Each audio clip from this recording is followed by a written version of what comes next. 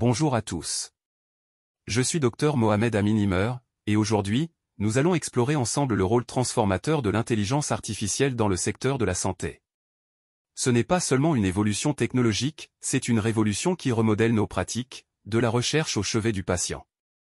Nous allons décortiquer les enjeux et les perspectives, avec un accent particulier sur l'impact direct sur la pratique médicale.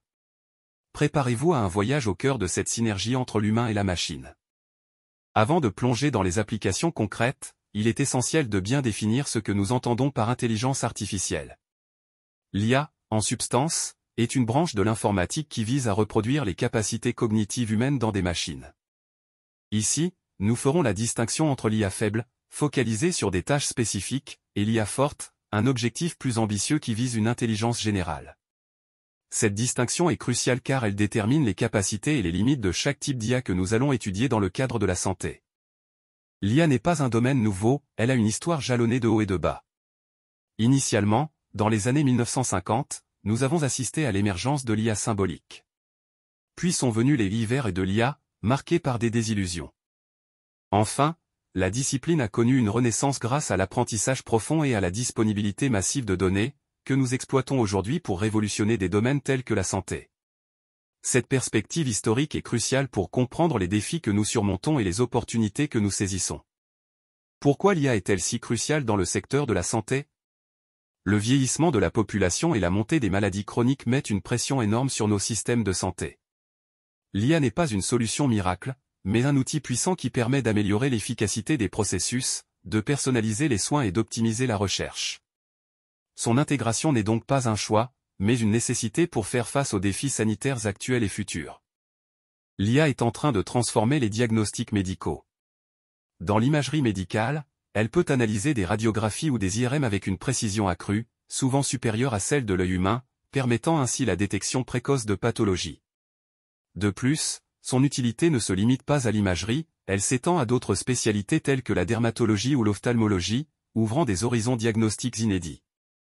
Au-delà du diagnostic, l'IA est également un pilier du traitement et du suivi.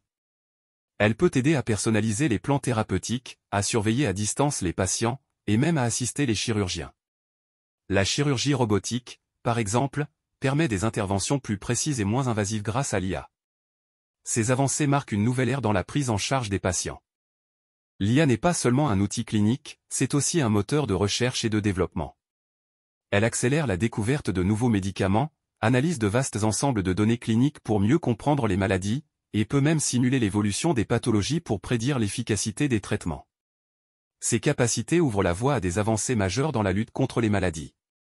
Il est crucial de noter que l'IA n'est pas là pour remplacer le personnel médical, mais pour l'assister.